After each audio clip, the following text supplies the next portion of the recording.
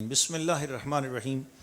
ہم 19واں پارہ شروع کر رہے ہیں، لیکن اس سے پہلے میں آپ سب کو خوش آمدید کہہ رہا ہوں کہ ہمارے اس چینل پہ آپ سن رہے ہیں قرآن مجید فرقان حمید کا خلاصہ تراویح۔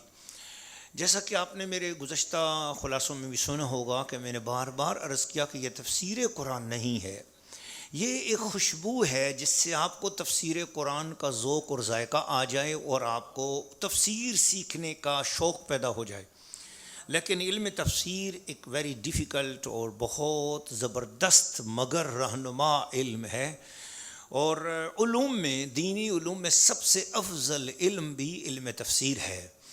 اور علم تفسیر اس وقت تک آ نہیں سکتا جب تک کہ 5,70,000 احادیث کے بارے میں بندے کو دسترس حاصل نہ ہو، اسے پتہ نہ ہو کہ حدیث کون سی ہے، یہ حدیث صحیح ہے، یہ حدیث حسن ہے، حسن لذات ہی ہے، حسن لغیر ہی ہے، حدیث ضعیف ہے، حدیث کون سی ہے۔ پھر حدیثوں کے ساتھ ساتھ اسے آیات کا شان نزول پتہ ہو، ناسخ و منسوخ کا علم پتہ ہو، اسے پتہ ہو کہ آیات کون سی مکی ہیں، کون سی مدنی ہیں، آیات کا شان نزول کیا ہے، کس وجہ سے نازل ہوئیں، کس مقصد کے لیے نازل ہوئیں، پھر اس سے کون سے احکامات ملتے ہیں۔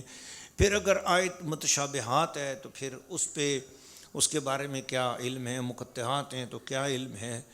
تو ہمارے متقدمین نے کیا فرمایا، مفسرین نے کیا فرمایا، صحابہ اکرام کے اقوال کیا ہیں، اہل بیت اطہار کے اقوال کیا ہیں، ائمہ اہل سنت نے کیا بولا، تو یہ سارے علوم اس شخص کو معلوم ہوں گے تو پھر اس کے بعد اس کا حق بنتا ہے کہ وہ علم تفسیر پر گفتگو کرے یا علم تفسیر بیان کرے یا تفسیر شریف لوگوں کو بتائیں۔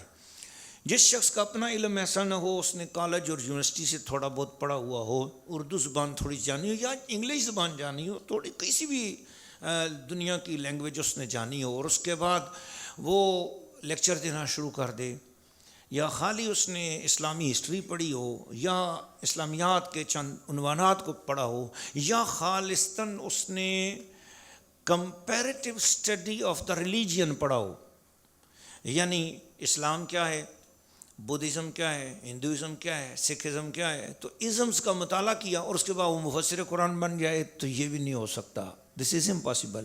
وہ شخص مفسر قرآن کہلانے کا حقدار نہیں ہے۔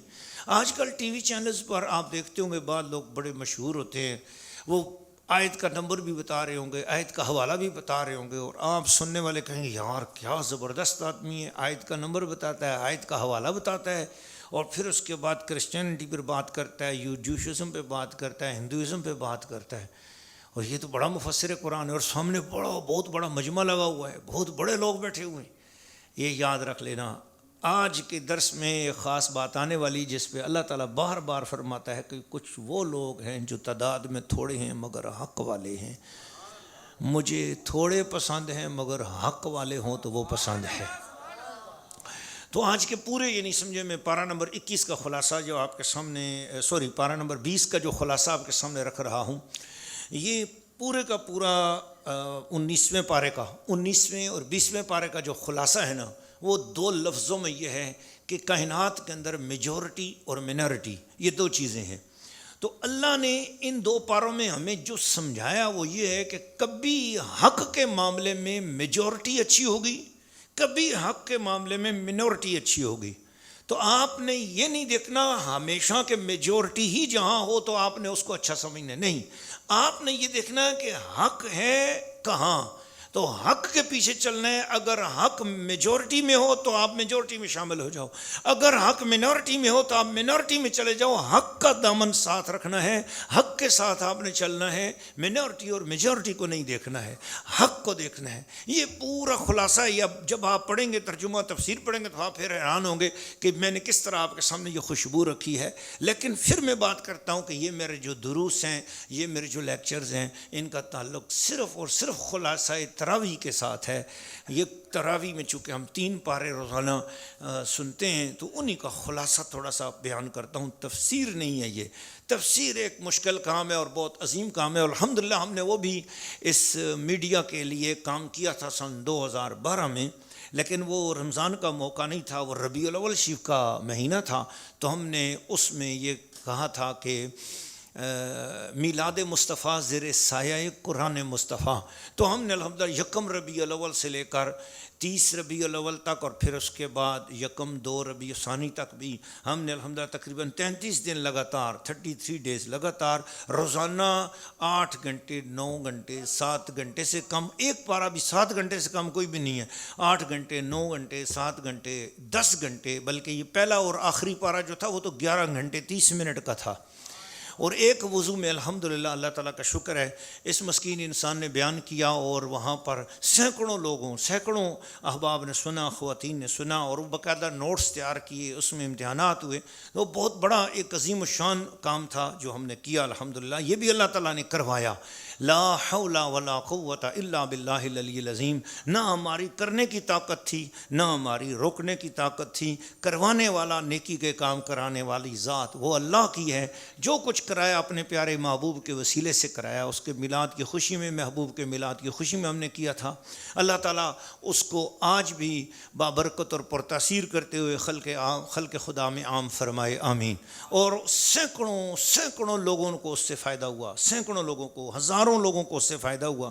ہم نے اس کے حوالے سے باقاعدہ سرٹیفکیٹ بھی تقسیم کیے الحمدللہ، لوگوں کو دے رہے ہیں. اور انشاءاللہ یہ جو دورہ تفسیر ہے، یہ جو ابھی اس وقت خلاصہ تراویح ہم آپ کو سنا رہے ہیں، اس میں بھی انشاءاللہ جتنے خواتین و حضرات پارٹیسپینٹ ہیں اور جو لوگ آئے رہے ہیں، انشاءاللہ ان سب کو بھی ہم سرٹیفکیٹس انشاءاللہ سب کو دیں گے. آخری دن انشاءاللہ سب کو سرٹیفکیٹ ملیں گے انشاءاللہ. تو آپ تمام حضرات سے یہ بھی گزارش کروں گا کہ سننے والوں سے، آڈینس سے، جو بھی اس چینل کے ذریعے مانجھی سرکار ایجوکیشنل امپائر کو دیکھ رہے ہیں، سن رہے ہیں، آپ سب کے لیے دعا بھی ہوگی انشاءاللہ العزیز. یہ فقیر خود دعا کرتا ہے، تنہائیوں میں دعا کرتا ہے. جتنے لوگوں نے تعاون کیا، رات کی تنہائیاں ہوتی ہیں اور میں اکیلے میں اپنے اللہ کے حضور دعا کرتا ہوں آپ سب لوگوں کے لیے الحمدللہ. آپ ہمارے ساتھ ہیں، آپ ہمارے بہت پیارے ہیں انشاءاللہ. اس چینل کو سبسکرائب کرتے رہیں، آگے لوگوں میں پھیلاتے رہیں. یہ آپ کو یقیناً عبادت کا ثواب ہوگا. چینلز کی دنیا میں یہ وہ واحد چینل ہے جو آپ کو انشاءاللہ قرآنی معلومات بھی دے گا، حدیث کی معلومات بھی دے گا. انشاءاللہ ہم خواص القرآن پر ایک بہت بڑا کام پروجیکٹ لانے والے ہیں، لانچ کریں گے اس کے ذریعے. کہ میرے پیارے ایکشن ابرار حسین ویسی صاحب نے مجھے مشورہ تو دیا، لیکن الحمدللہ میں اس پر سن 2014 میں کام کر چکا ہوں، اور 2012 والا کام جو ہے نا اس پر میرے شہزاد ویسی صاحب نے اس پر بہت بڑا کام کر کے اس کو بالکل الگ اس کی سیڈیز بھی تیار کی کہ میں نے قرآن مجید کی ہر صورت سے کیا کیا فائدے حاصل ہو سکتے ہیں، اس کا وظیفہ کرنے سے آپ کے گھر میں کیا برکتیں آ سکتی ہیں، آپ اس سے قرآن پاک کی صورتوں سے آپ ورد کر کے کیا کیا فائدے حاصل کر سکتے ہیں، کون سی بیماریوں سے آپ کو چھٹکارا مل سکتا ہے، کس بیماری میں کیا کیا علاج، کیا کیا قرآنی برکات آپ کو لے سکتے ہیں، اور کون سے بزنس میں فائدہ ہو سکتا ہے، رزق میں فائدہ ہو سکتا ہے، کون سی بنیاد پوری کی جا سکتی ہے، ناجائز مقدمات سے کس طرح جان چھڑائی جا سکتی ہے. تو انسانی زندگی کی ولادت سے لے کر وصال تک کے سارے معاملات کے حوالے سے قرآن مجید سے کیسے فائدہ اٹھا سکتے ہیں ہم، تو اس کے حوالے سے میں نے ایک تفسیر لکھ بھی لی ہے. اس کا نام ہے خواص القرآن. اس پہ کام بھی ہو رہا ہے الحمدللہ. اور انشاءاللہ وہ ہم مانجھی سرکار مانجھی ایجوکیشنل امپائر کے تحت ہم آپ کو انشاءاللہ یہاں سے بھی وہ آپ کو انشاءاللہ اس کے ذریعے دنیا بھر میں آپ کو قرآن مجید کے ذریعے علاج اور شفا اور اس کی برکات انشاءاللہ اس چینل کے ذریعے بھی آپ کو ملتی رہیں گی. چلتے ہیں آج کے درس کے حوالے سے.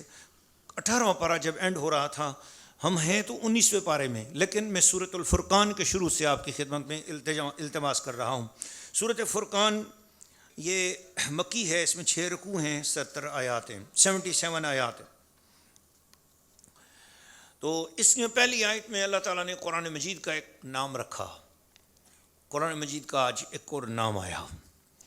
اس نام کے حوالے سے اسلام میں ایک شخصیت بھی ہے، اور میں نے ابن عربی رحمۃ اللہ علیہ کی تصریحات میں پڑھا کہ قیامت والے دن اللہ تعالیٰ قرآن مجید کو انسانی صورت میں لائے گا. وہ جس شخصیت کی صورت ہوگی اس کا نام ہے حضرت عمر فاروق رضی اللہ تعالیٰ. اس کو فاروق کہتے ہیں اور قرآن کو فرقان کہتے ہیں. صورت کا نام فرقان ہے. تبارک الذی نزل الفرقان علی عبدہ، بہت برکت والی ہے وہ اللہ، وہ ذات جس نے اپنے خاص الخاص بندے پر فرقان نازل فرمایا ہے. What is the meaning of فرقان؟ اس پہ توجہ کرنی چاہیے. میں آج ہی اس پر گفتگو اس لیے کروں گا، قرآن مجید کے اندر 156 نام ہے، قرآن مجید کے اپنے نام 156 ہیں، حدیث اور قرآن مجید سے جو ماخوذ ہیں۔ میرے پاس کبھی انشاءاللہ اسی ماجی ایجوکیشنل امپائر کے تحت ایک دن ہم قرآن مجید کے ناموں کے حوالے سے کانفرنس کریں گے انشاءاللہ۔ اللہ تعالیٰ نے مجھے موقع دی، کراچی ہوئی، لاہور ہوئی یا UAE میں ہوئی، جس جگہ پہ اب دنیا کے لوگ مجھے بہت زیادہ مجبور کر رہے ہیں کہ ہمارے پاس یہ کانفرنس کریں، ماجی ایجوکیشنل امپائر پر، فلاں عنوان پر ہمارے ہاں کریں۔ تو بہرحال اب لوگ اسلام آباد والے بھی ترس رہے ہیں کہ ہمیں ٹائم دیں، لاہور والے کہتے ہیں ہمیں ٹائم دیں۔ چلو جیسے میں اپنی ڈائری کی ترتیب بتاؤں گا پھر انشاءاللہ، لیکن اس عنوان پر ایک کانفرنس کروں گا، اسماء قرآن کانفرنس ہوگی، جس میں میں آپ کو ہر نام، اس کی تشریح، اس کی تعبیر بتاؤں گا کہ قرآن مجید کے اتنے زیادہ نام کیوں ہیں۔ اس بھی ایک تفسیر آتی ہے، کئی قرآن پاک کی صورتوں کے کئی نام ہیں، جیسے سورۃ فاتحہ کے 21 نام ہیں۔ تو فرمایا کثرت الاسماء تدل علی کثرت المعانی و کثرت البرکات و کثرت المعلومات و کثرت التشریحات و تعبیرات و توضیحات۔ فرمایا اگر کسی چیز کے نام زیادہ ہوں تو اس بات کی دلالت کرتی ہیں کہ اس کے اندر حقائق اور معنی اور تفسیرات، تعبیرات، ہدایات، اس کے فوائد، اس کے اندر فائدے اور منافع بھی بہت زیادہ ہیں۔ تو یہ اس کی دلالت ہوتی ہے۔ تو اس لیے جس کے جتنے زیادہ نام ہیں اتنی زیادہ برکات بھی ہیں اس کے اندر۔ جیسے آپ اپنے سونے اللہ کو دیکھو، اللہ کے 99 سے بھی زیادہ نام ہیں۔ آپ اپنے پیارے آقا کو دیکھ لو، مدینے والے آقا کے 99 نام ہیں۔ ہمارے حضور شہنشاہ بغداد حضور غوث اعظم کے 99 نام ہیں۔ میرے اپنے مرشد کریم جن سے ہم نے فیض اٹھایا وہ محدث کبیر بھی تھے، مفسر قرآن بھی تھے، مناطق کے سردار تھے، اپنے علاقے کے علماء کرام کے سردار تھے، بہت عظیم ولی اللہ تھے۔ انہوں نے یاد الہی میں راتیں اور دن جو ہے نا اتنے بسر کیے، ماشاءاللہ صاحب کرامت ولی اللہ تھے، حضرت سیدنا پیر سید گل رحمان شاہ صاحب، المعروف بادشاہ صاحب رحمۃ اللہ علیہ، ان کے بھی 99 نام۔ تو یہ یعنی یوں سمجھ لیں کہ یہ ایک اللہ تعالیٰ کی طرف سے کرم نوازی ہوتی ہے جس شخصیت کا۔ فرض کیا، میں مثال دیتا ہوں، اب میں آپ کو انسانی دنیا سے مثال دوں گا نا، پھر آپ کو قرآن کی عظمت بھی سمجھ آئے گی۔ لفظ فرقان کی طرف بعد میں موڑتا ہوں میں۔ مثلا ایک شخص ہے، اس کا نام فرض کیا محمد اکرام ہے، ایک میں بات کرتا ہوں، فرض کیا یا محمد اقبال ہے، میں نام لیتا ہوں، محمد اقبال ہے، تو محمد اقبال ہے، لیکن فرض کیا اس نے قرآن حفظ کر لیا، تو اب وہ اس کے اندر نام کے ساتھ جڑ گیا حافظ محمد اقبال۔ قرآن کو تجوید اور قرات سے پڑھ لیتا ہے تو پھر قاری حافظ محمد اقبال۔ اب وہ اگر اس کے ساتھ اس نے PhD کر لیا تو اس کا مطلب ہے قاری حافظ ڈاکٹر محمد اقبال۔ اب آپ نے دیکھ لی، اس کے ساتھ اس نے PhD کے ساتھ ساتھ اس نے لیجسلیٹو قانون پاس کر لیا، ڈگری کر لی، اور اس نے بیرسٹر ایٹ لا ہو گیا، تو اب وہ بیرسٹر ایٹ لا کی ڈگری بھی اس کے ساتھ لگے گی، لیکن اس کے ساتھ ساتھ وہ شاعر ہے، پوئٹ ہے، تو اس کے اندر جو پوئٹ کی خصوصیات جوں اس کی خصوصیات بڑھتی جائیں گی، اس کے نام کے ارد گرد اس کی صفات بڑھتی چلے گی۔ نام ذاتی محمد اقبال ہے مگر ارد گرد اس کی صفات کا پھیلاؤ بڑھتا چلا گیا۔ تو ذاتی نام اللہ تعالیٰ کا اللہ ہے مگر اس کے ارد گرد صفات بے شمار ہیں۔ ذاتی نام محمد ہے اس کے محبوب کا مگر ارد گرد صفات بے شمار ہیں۔ تو یہ ذاتی نام قرآن کا قرآن ہے مگر اسے کتاب بھی کہتے ہیں، اس کو شفا بھی کہتے ہیں، اس کو ہدایت بھی کہتے ہیں، اس کو نور بھی کہتے ہیں، اس کے بے شمار صفاتی نام ہیں۔ ان میں سے ایک نام ہے الفرقان۔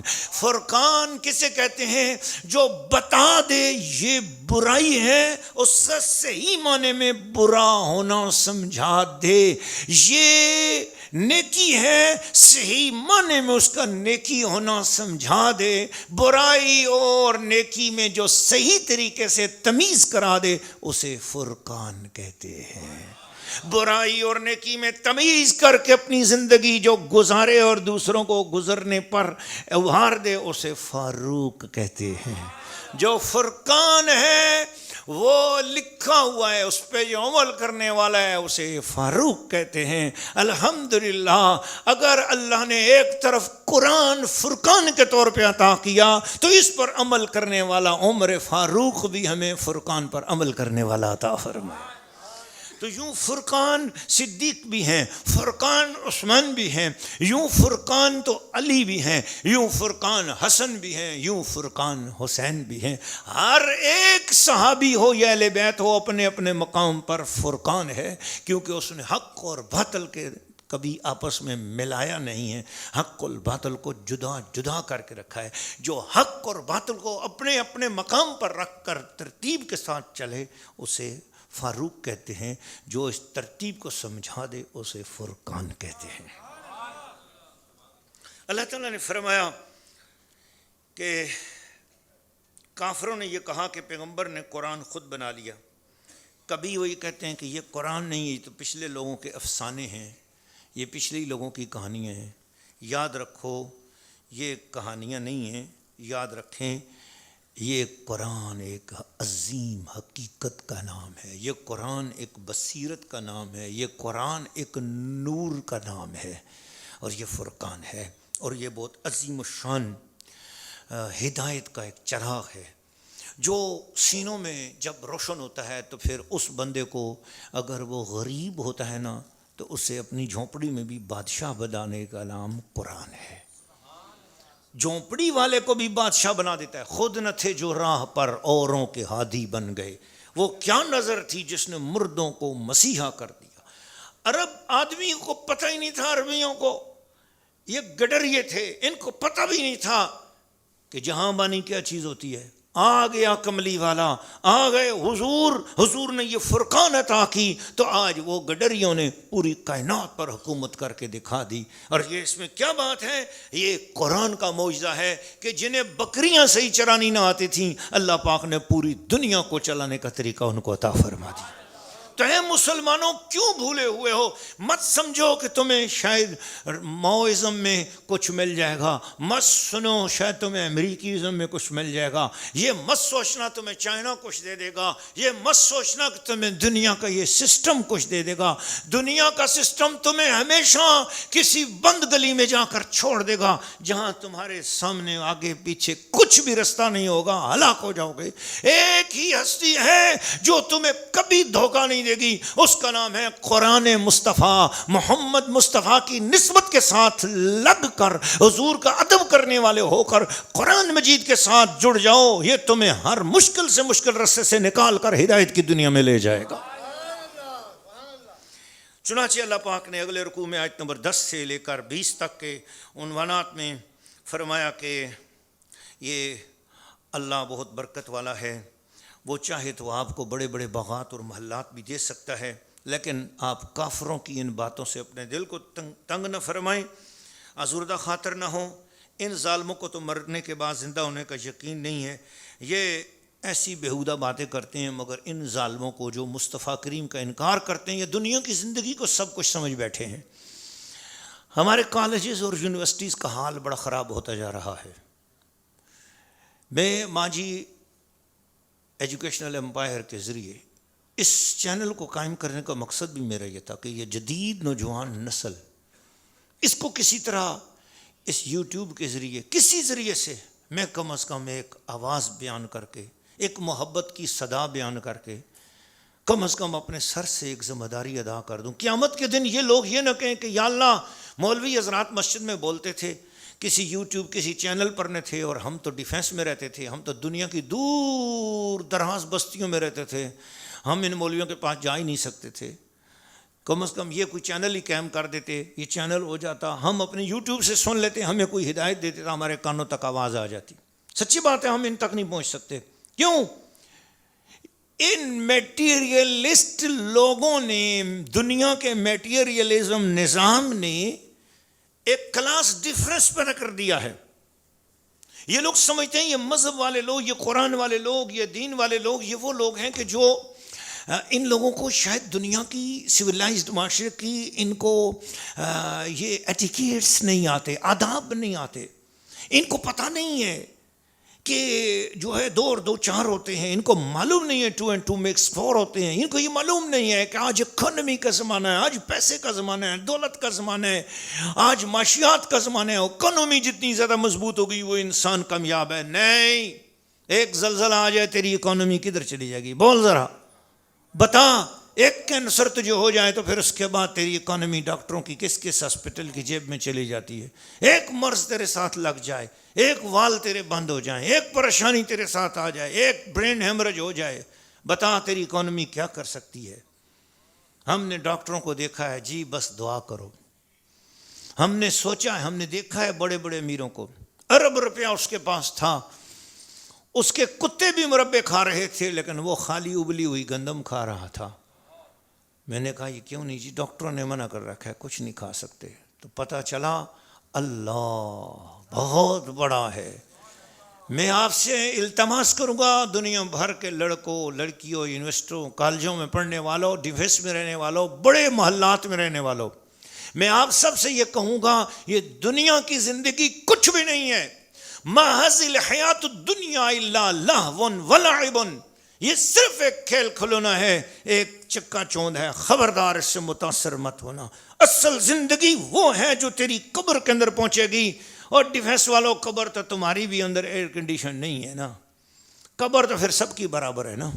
وہاں تو تاریکی سب ہو گئی, وہاں تجھے کون سہولت دے گا؟ بتانا, میرے سوال کا جواب دینا. دنیا میں تو الگ سے کوٹھی بنا چکا, دنیا میں تو بہت سارا کچھ ہو چکا, الگ ہو چکا نا سب سے, تیرا لائف سٹائل زبردست ہے. تو مگر میں تجھ سے پوچھنا چاہتا ہوں, یہ تیرا لائف سٹائل قبر میں جا کر چینج کیوں ہو جاتا ہے؟ وہاں تو غریبوں جیسی حالت کیوں اختیار کر لیتا ہے؟ قبر ڈیفینس میں ہی ہوگی پر اندر تو وہی تاریکی ہے نا. تو قبر کا اجالا قرآن عطا کرتا ہے. میں نے اپنی آنکھوں سے دیکھا ہے الحمدللہ, اور بڑے بڑے لوگوں کے تجربے دیکھے ہیں الحمدللہ, کہ قرآن پڑھنے والوں کی قبریں کتنے ہی سالوں بعد کھلی تو ایسے لگ رہا تھا جیسے ابھی ابھی سوئے ہیں, اندر سے خوشبو آ رہی ہے الحمدللہ. اس لیے پھر ایسے دین کے ساتھ کیوں نہیں جڑتے ہو؟ تیری دنیا بھی اجالے میں آ جائے, تیری آخرت بھی اجالے میں آ جائے. ہم آپ کو ایسی چیز کی دعوت دے رہے ہیں جس میں آپ کی دنیا بھی اچھی ہے. ہم آپ سے کوٹھی نہیں چھیننا چاہتے, ہم آپ کی کہتے اللہ تمہیں اور بھی عطا فرمائے. کملی والے آقا صلی اللہ علیہ وسلم نے جو دین اسلام پھیلایا, کیا اس میں حضور نے کیا کیا کہ اپنے صحابہ کرام کو غریب کیا ہے؟ نہیں. ہاں, غربت میں آنے والوں کو حضور نے امیر کیا ہے. وہ میں نے اس دن بھی درس میں سنایا تھا, عبد الرحمن بن عوف جب آئے تھے تو 3 روپے انہوں نے مانگے اپنے ہمسائے سے, اور جس کو دنیا سے گئے ہیں تو 556 مکانات ان کے دنیا میں کرائے میں دیے ہوئے تھے. یار کیا ہو گیا آپ کو؟ حضرت عثمان غنی الحمدللہ غنی تھے, غنی ہیں اور غنی رہے الحمدللہ. بڑے بڑے صحابہ کرام تھے جو ریچسٹ تھے اور ریچسٹ رہے. اسلام کسی کو غریب تو نہیں کرتا, اسلام چاہتا ہے تیری دولت ہو مگر اسلام کی مرضی سے خرچ ہو. اللہ تجھے اور دے گا. اسلام تو کہتا ہے 97.5 روپے تیرے پاس ہوں, 100 میں سے 2.5 روپے اللہ کے راستے میں خرچ فرما. اللہ مجھے اور آپ سب کو اسلامک سسٹم آف لائف سے محبت کرنے کی توفیق عطا فرمائے. اس کے بعد یہ 18واں پارہ مکمل ہو گیا, اب 19واں پارہ شروع ہو رہا ہے. میں 19ویں پارے ہی کی تفسیر کی خاطر سورہ فرقان کو شروع سے بیان کر رہا تھا. تو 19ویں پارے ہی کی تفسیر چل رہی ہے. تو اس میں 19 رکوع ہیں پارے میں اور 1 آیت ہے. پہلے 4 رکوع سورہ فرقان کے بقایا ہیں, اور پھر آگے 11 رکوع سورہ شعراء کے ہیں, اور آخری 4 رکوع اور 1 آیت سورہ النمل کی ہے.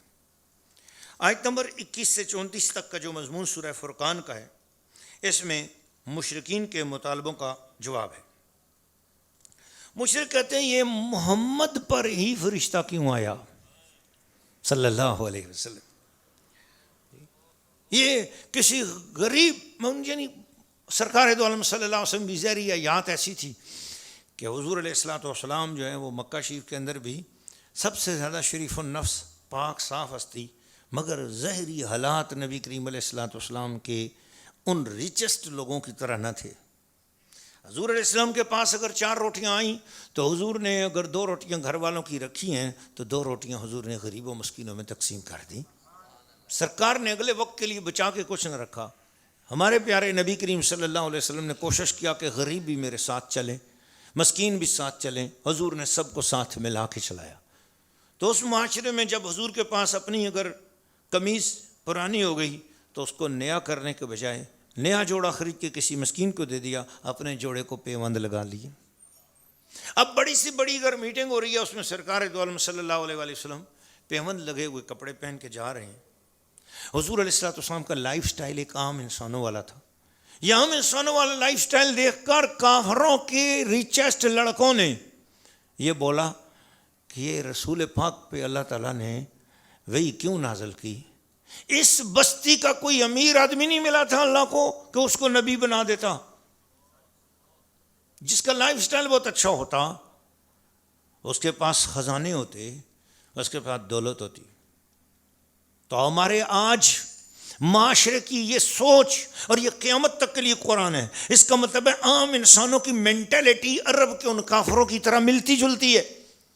ہمارے مسلمان معاشرے کے اندر بھی ایسے لوگ ہیں، وہ کہتے ہیں پیر تو اچھا کامل وہی ہوگا، مولوی اچھا وہی ہو سکتا ہے، مدرس وہی ہو سکتا ہے، بہترین مولوی وہی ہوگا جس کے پاس بہت زیادہ پیسہ ہو، بہت اس کی اپنی ضروریات کچھ بھی نہ ہو، ہم سے چندہ نہ مانگے، ہم سے پیسے نہ مانگے، دین کے کام کے لیے وہ خود امیر ہونا چاہیے، خود پیسے والا ہونا چاہیے. یہ بالکل سوچ اسی طرح کی ملتی جلتی ہے. یاد رکھیں قیامت تک کے لیے دین اسلام ایک عام انسانی سوسائٹی کا دین ہے. یہ کوئی بہت بڑا اس طرح کا دین نہیں ہے کہ جو دین اسلام پر چلنے والا ہو اس کو اللہ تعالیٰ آسمان سے جو ہے نا وہ ایک دم پیسے پھینکنا شروع کر دے، یا اس کی جو ہے نا لائف سٹائل ایک دم بہت ذرا ہائیسٹ ہونا شروع ہو جائے. نہیں، اسلام کہتا ہے خبردار، تم نے اپنی زندگی کا کوئی عمل بھی اس دنیا کے ساتھ وابستہ نہیں رکھنا. تم جو عمل بھی دین کی خاطر کرو اس کی جزا صرف اللہ سے مانگنا ہے. آخرت میں رکھو. اس دنیا میں کبھی تمہارے بہت زیادہ تمہارے رزلٹ ہو بھی جائیں گے، کبھی تمہارا رزلٹ نہیں بھی ملے گا. تمہارا کام ہے میری خاطر محنت کرتے رہنا، میرا کام ہے اسے قبول کروں یا اس کے اندر رزلٹ لاؤں یا نہ لاؤں. تم نے میری رضا خاطر کام کرنے، نہ کسی انسان پر احسان چڑھانا ہے، نہ کسی انسان کے اوپر تم نے جو ہے نا وہ اس سے کچھ جزا مانگنی ہے، چاہے کوئی امیر ہو یا غریب ہو. لیکن اسلام نے اس سب کے باوجود یہ کہا کہ اے نبی ہم نے آپ کو دنیا کے خزانوں کا مالک کر دیا. نبی پاک نے فرمایا اوتی تو مفاتیح خزائن الارض، اللہ نے زمین کے خزانے مجھے دے دیے. اس کے باوجود جب غزوہ تبوک کے لیے ضرورت پڑی تو حضور نے لوگوں سے کہا لوگوں لاؤ اللہ کی خاطر مال پیش کرو. تو اس لیے جب دین کی خاطر ضرورت پڑتی ہے تو مال مانگا جاتا ہے. مال مانگنا دین کی خاطر یہ سنت مصطفیٰ ہے. اپنی ذات کی خاطر نہ مانگو مگر دین کی تعمیر کی خاطر علماء کی خدمت کرو، مدارس کی خدمت کرو، دینی کتابوں کی اشاعت کرو، دین کی اشاعت کرو. اسی سلسلے میں یہ ماجی ایجوکیشنل امپائر قائم کیا گیا. اس کی کروڑوں روپے کی بلڈنگ کھڑی کرنی ہے، اس کے لیے کروڑوں روپے کی زمین تو اگر ہم نے حاصل کر لی، لیکن کام کر رہے ہیں ہم نے، اس کے لیے ہمیں آپ کے ہر مہینے 1000 روپے آپ پیش کرتے جائیں گے نا تو انشاءاللہ یہ نور آگے بڑھتا چلا جائے گا. انشاءاللہ آپ کی نسلوں کو بڑا فائدہ ہوگا. تو یہ کہنے کا مقصد یہ تھا کہ مشرکین نے یہ اعتراض کیا کہ حضور ظاہری طور پہ حالات حضور کے اچھے کیوں نہیں. اللہ نے اس کا جواب دیا، فرمایا تم کیا چاہتے ہو؟ وہ کہتے ہیں فرشتہ خود ہمارے سامنے آئے، ہمیں کیوں نہیں نظر آتا؟ حضور صلی اللہ علیہ وسلم فرماتے ہیں جی آج وہی آئی، پر وہ فرشتہ ہم نے تو نہیں دیکھا، ہمیں کیوں نہیں نظر آتا؟ اچھا یہ عجیب بات ہے، یہ سوال کافر کر رہے ہیں.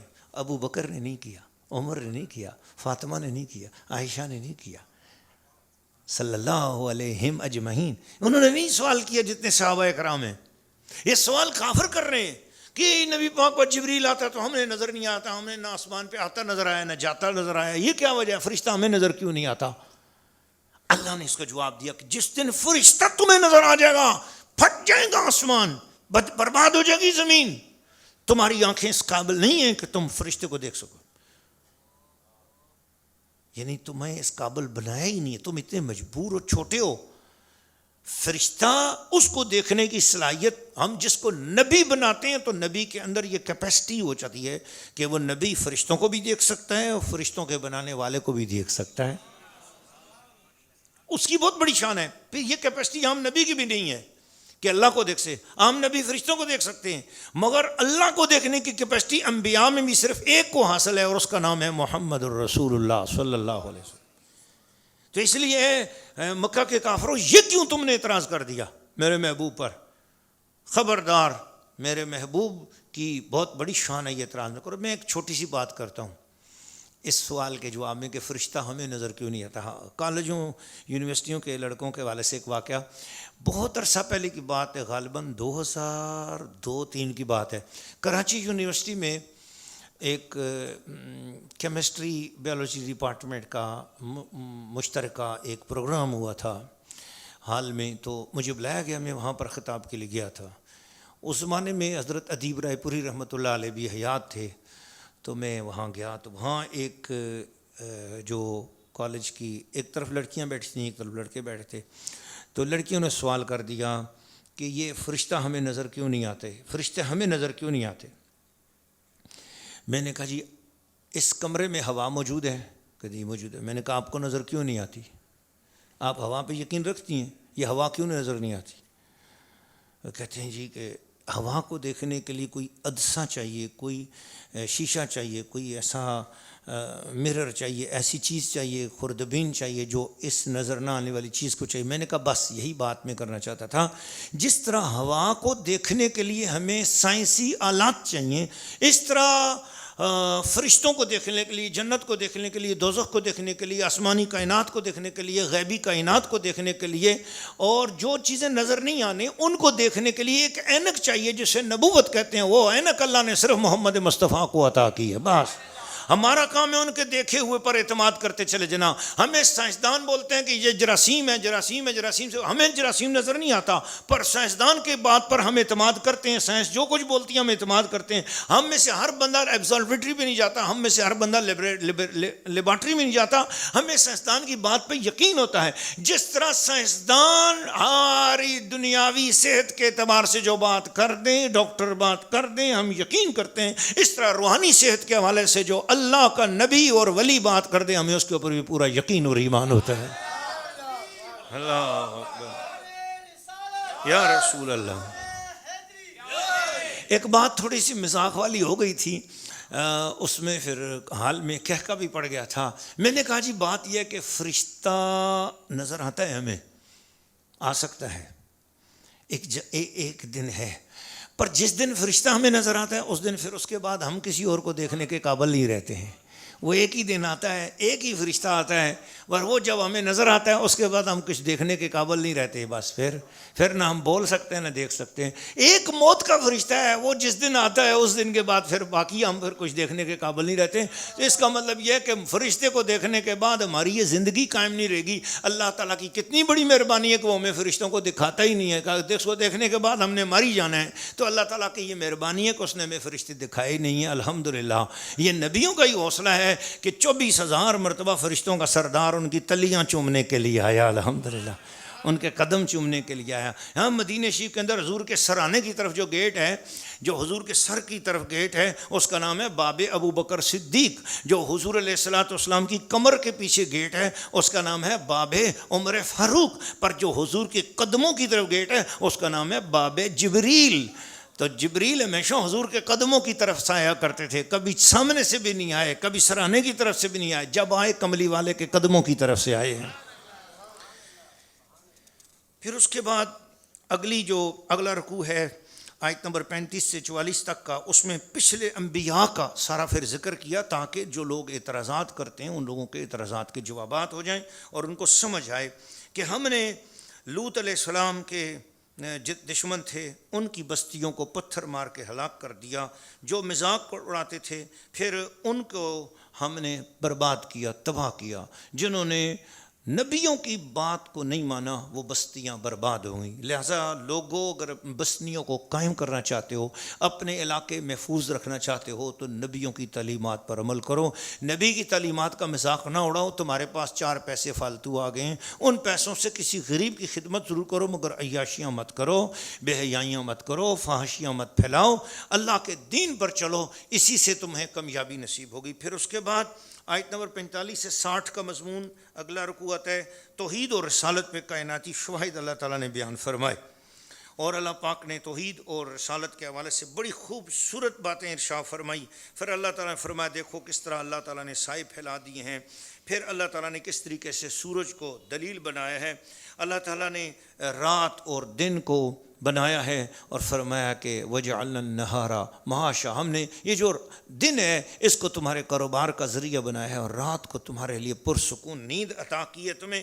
فرمایا کہ اگر اللہ تعالیٰ رات کو لمبا کر دے اور اس کو موڑ کے نہ لائے صبح کو تو کون ہے جو دن کو دوبارہ لا سکتا ہو؟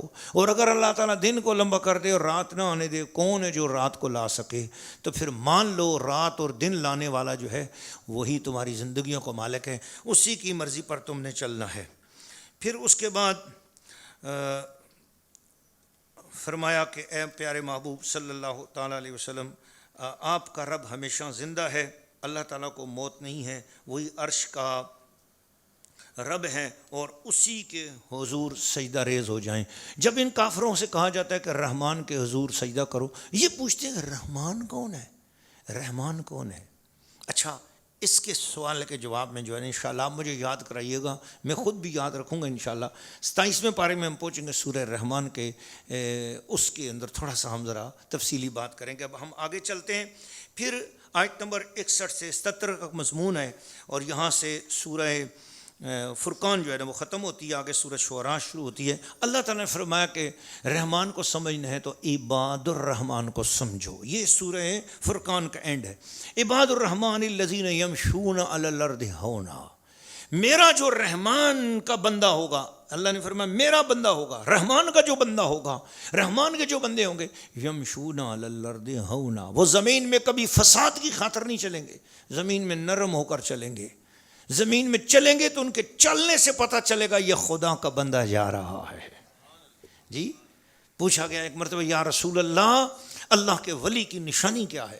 حضور نے فرمایا ہم الذین، اور اذا رؤوا ذکر اللہ، اللہ کا ولی وہ ہوتا ہے کہ اس کے چہرے کو دیکھ لیا جائے تو خدا یاد آ جائے۔ ان کے چہرے کو دیکھا جاتا ہے تو خدا، یا ان کے چہروں میں سکون ہوتا ہے، اطمینان ہوتا ہے۔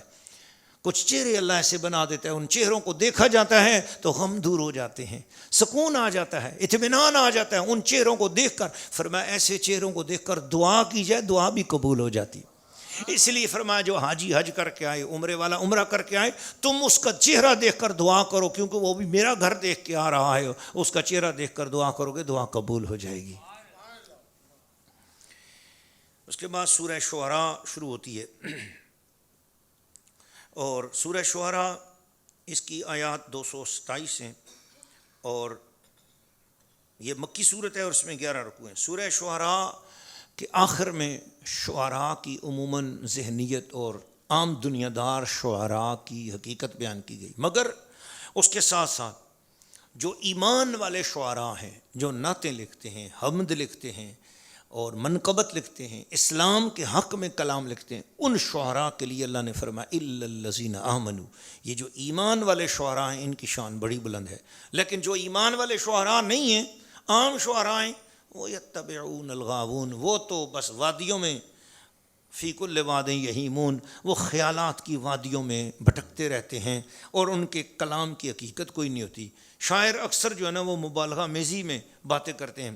مبالغے کا ایک شعر آپ کو سنا دیتا ہوں، آپ اندازہ لگائیں کتنا بڑا مبالغہ۔ شعراء جب کوئی بات بڑھا کر کریں تو زیادہ ہی میٹھا ڈال دیتے ہیں۔ کل رات فراق یار میں رویا میں اس قدر، چوتھے فلک تک پانی پہنچا کمر کمر۔ اب یار ساری رات بندہ روتا رہے، ایک پیالی آنسو بھی نہیں نکل سکتے، مگر یہ شاعر ایسا رویا کہ چوتھے آسمان تک سیلاب آ گیا۔ استغفر اللہ العظیم۔ تو شعراء اس طرح کی حرکتیں کرتے ہیں۔ تو اللہ تعالیٰ نے قرآن مجید کے اندر یہ صورت شعراء کے نام سے بیان کی، اس لیے کہ پوری دنیا کے اندر پوئٹس موجود ہیں، انگلش ہو، عربی ہو، پرشین ہو، ہندی ہو، سندھی ہو، پنجابی ہو، کوئی لینگویج ہو، اس کے اندر شعراء ہیں۔ اور شعراء کسی قوم کو بگاڑنا چاہیں تو بگاڑ سکتے ہیں، کسی قوم کو سنوارنا چاہیں تو سنوار سکتے ہیں۔